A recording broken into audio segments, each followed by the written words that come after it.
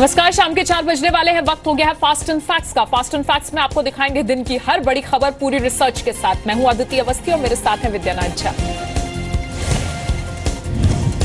क्या उत्तराखंड के जंगलों में फैली आग किसी साजिश का नतीजा है? ये सवाल जंगलों में आग लगा रहे 4 लोगों की गिरफ्तारी के बाद उठा है। उत्तराखंड के पौड़ी में आज 4 लोगों को गिरफ्तार किया गया। ये लोग जंगलों में आग लगा रहे थे। इस गिरफ्तारी के बाद आशंका जताई जा रही है कि जंगलों में आग के पीछे लकड़ी माफिया और भू माफिया की साजिश है। 4 लोग भी पकड़े हैं पौड़ी में कि जो आग लगाते हुए पाए गए। जंगलों में लगी आग से 7 लोगों की मौत हो चुकी है। 15 से ज्यादा लोग जख्मी हैं।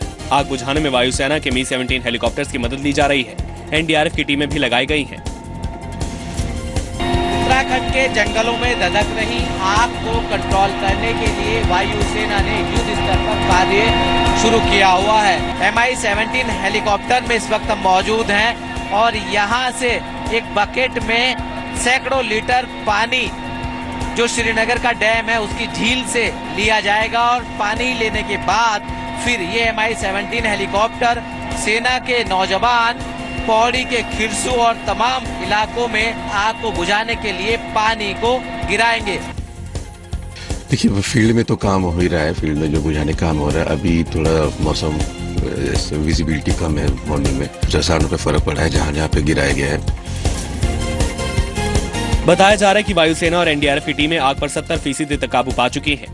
NDRF, SDRF, वन विभाग, पुलिस और वॉलंटियर्स को मिलाकर करीब 10,000 लोग आग बुझाने में लगे हैं। उत्तराखंड में लगी आग से अब तक 13 जिलों में 2,269 हेक्टेयर जंगल तबाह हो चुके हैं। वायुसेना की कुमाऊं और गढ़वाल दोनों यूनिट को आग बुझाने में लगाया गया है। आग के चलते आसपास के हाईवे को बंद कर दिया गया है। उत्तराखंड के अलावा हिमाचल प्रदेश और जम्मू कश्मीर के कुछ इलाकों में भी जंगलों में आग लग गई है। हिमाचल में आग से 4 लोगों की मौत भी हो गई। हिमाचल प्रदेश की राजधानी शिमला समेत 7 जिलों के जंगलों में आग से लोगों में दहशत है। डलहौजी से करीब 20 किलोमीटर दूर भलई के जंगल आग की चपेट में है। नाहन में भी जंगलों में भयानक आग भड़क उठी है, जिससे जंगलों को भारी नुकसान हुआ है। सैकड़ों की संख्या में चीड़ के पेड़ जलकर खाक हो गए हैं। जम्मू कश्मीर में भी 3 जिलों के जंगलों में आग लगी है। राजौरी में बाथुनी के जंगल लपटों से घिरे हैं। इसके अलावा रियासी और उधमपुर में कुछ जंगल भी आग की चपेट में है। आग इतनी भयानक है कि तमाम कोशिशों के बावजूद इस पर अब तक काबू नहीं पाया जा सका है।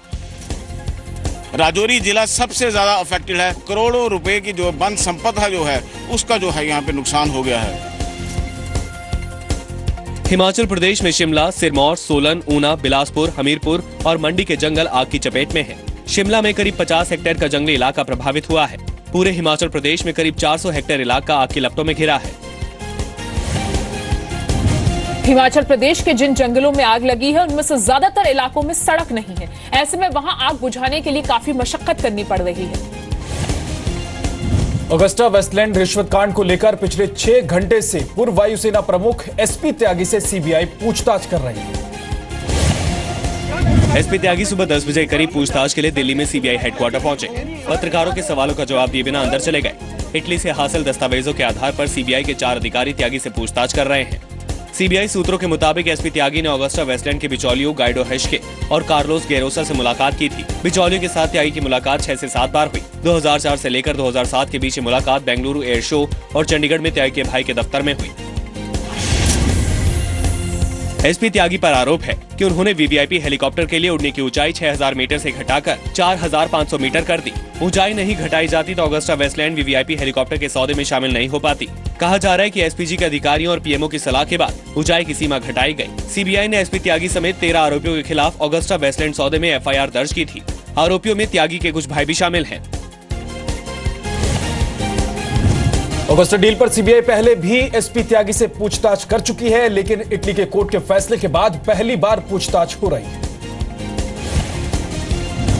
ऑगस्टा वेस्टलैंड रिश्वत कांड को लेकर आज राज्यसभा में फिर हंगामा हुआ। तृणमूल कांग्रेस के सांसद सुखेंदु शेखर रॉय को एक दिन के लिए सदन से बाहर कर दिया गया। राज्यसभा की कार्रवाई शुरू होते ही सुखेंदु शेखर रॉय ने ऑगस्टा डील का मुद्दा उठाया। उन्होंने रक्षा मंत्री के बयान और चर्चा की मांग की। पूछा, रिश्वत लेने वाले कौन है? कौन घूस लिया? You've had your say, please sit down. घूस लिया? लेकिन सभापति हामिद अंसारी ने सुखेंदु शेखर रॉय को नोटिस को ठुकरा दिया। इसके बाद भी तृणमूल सांसद अपनी मांग पर अड़े रहे। नाराज सभापति ने नियम 255 के तहत रॉय को दिन भर के लिए सदन की कार्रवाई से बाहर कर दिया। रॉय ने आरोप लगाया कि ऑगस्टा मुद्दे पर कांग्रेस बीजेपी की मिलीभगत है।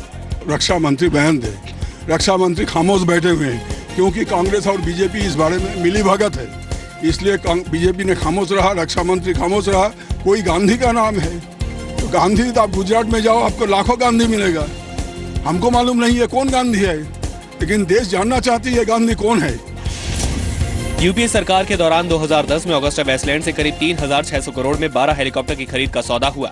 इटली की मिलान कोर्ट ऑफ अपील्स के फैसले के मुताबिक डील में करीब 125 करोड़ की रिश्वत भारतीय नेताओं को दी गई। फैसले में 4 कांग्रेस नेताओं का जिक्र है, जिनमें मनमोहन सिंह, ऑस्कर फर्नांडिस, अहमद पटेल और सेन्योरा गांधी शामिल हैं। फैसले में बिचौलियों की बात का भी जिक्र है। ऑगस्टा डील की ड्राइविंग फोर्स सेन्योरा गांधी थी।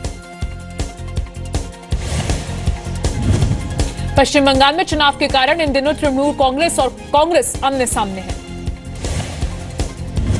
विरोध के नेताओं को पाकिस्तान के अधिकारियों से बातचीत की इजाजत देने के फैसले पर कांग्रेस ने सवाल उठाए। कांग्रेस ने आरोप लगाया कि मौजूदा सरकार हर मुद्दे पर यू टर्न ले रही है। सरकार ने कश्मीर मुद्दे को लेकर यू टर्न से इनकार किया। जब से ये एनडीए सरकार आई है 2 साल हो रहे हैं और तब से एक के बाद एक यू टर्न ले रहे हैं। पाकिस्तान से बातचीत बंद हुई थी आपकी? Stakeholders in the dialogue process sir. इसमें यू टर्न का सवाल नहीं है। जम्मू कश्मीर के राजनीतिक दलों ने सरकार के फैसले का स्वागत किया है। जब इन्होंने बातचीत का सिलसिला तोड़ा था हुर्रियत की मुलाकात के ऊपर, हमने उसी दिन कहा था आप गलत कर रहे हो। शुक्र है इन्होंने अपनी गलती का एहतराम किया है। अच्छी बात है। जम्मू कश्मीर जो है वो एक इवॉल्विंग सिचुएशन, एक इवॉल्विंग मेथड से ही सॉल्व हो सकता है। अगस्त 2014 में पाकिस्तान के उच्चायुक्त से हुर्रियत नेताओं की बातचीत के विरोध में भारत ने विदेश सचिव स्तर की बातचीत रद्द कर दी थी। पिछले हफ्ते संसद में एक लिखित सवाल के जवाब में विदेश राज्य मंत्री वीके सिंह ने कहा, अलगाववादी नेता किसी भी देश के प्रतिनिधि से मिल सकते हैं। सरकार की दलील है कि अलगाववादी नेता भारत के नागरिक हैं, इसलिए उनके किसी से मिलने पर कोई पाबंदी नहीं है।